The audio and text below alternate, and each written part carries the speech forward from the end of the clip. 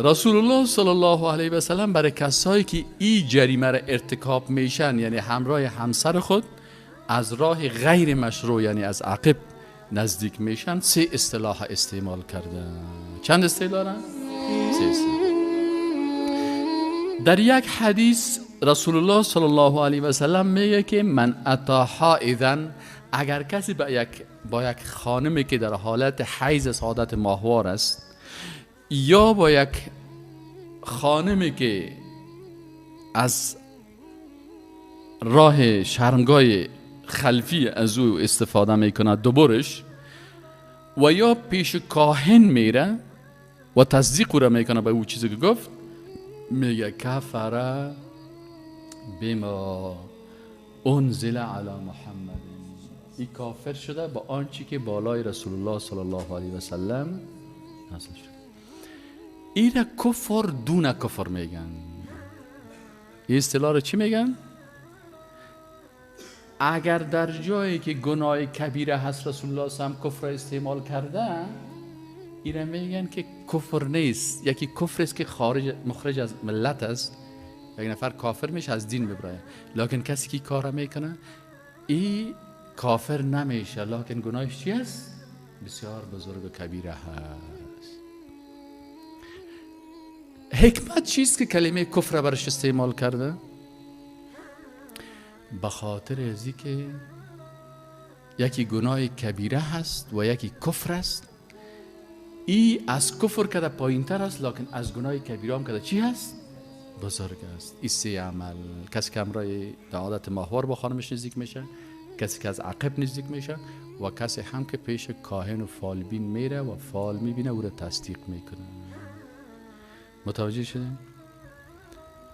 این حدیث هم که من بر شما خواندم، این حدیث شریف در شماره 522 سنن ابن ماجه هست و شیخ ناصر الدین گفته که این حدیث صحیح است. اصطلاح دومی که استعمال کرده چی است؟ که الله به نظر رحمت به طرفش نمیبینه کسی که کار میکنه. عن ابی هریره عن النبی صلی الله علیه و سلم قال لا ينظر الله عز وجل.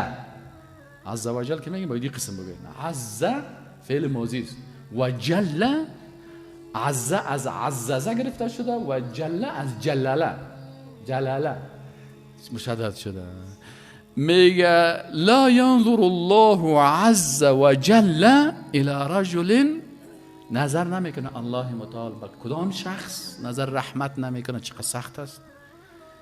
جامع امرأته فی دبرها، که امرای همسرش از شرمگاه دبر نزدیک شده باشه. آداب زفاف و صحیح ابی داود و مشکات و حدیث صحیح است. و در حدیث دیگه میگه که لا ينظر الله، ابن عباس رضی الله عنه میگه که رسول الله صلی الله علیه و سلم گفت که لا ينظر الله عز وجل، الله متعال نظر نمیکنه الی رجل، به یک مرد، اتا رجلا او امرأة فی دبرها، که با یک مرد و یا با یک خانم از عقب نزدیکی میکنه. پس هم جنسگرایی و بد جنسگرایی هر دویش چی هست؟ از نظر رحمت الله این شخص چی میشه؟ محروم میشه. سومی اصطلاحی که رسول الله صلی الله علیه و سلم استعمال کرده اصطلاح ملعون است. گفته سر کسی که این کار میکنه لعنت الله است، یعنی از رحمت الله طرد میشه. در صحیح ترغیب و ترهیب روایت شده که عن ابی هریره رضی الله عنه ان رسول الله صلی الله علیه و سلم قال، میگه رسول الله صلی الله علیه و سلم گفت ملعون، لعنت کرده شدگی هست، من کسی که اتا امرأة فی دبرها، با هر خانمی که چی از خودش باشه از قصدگی، با یک خانم از شرمگاه دبرش نزدیکی میکنه.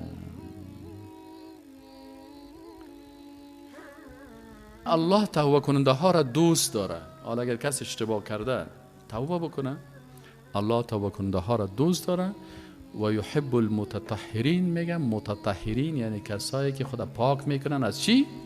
از گناه ها. لا یعودون فیها، و یک گناه دوباره بازگشت نمیکنن.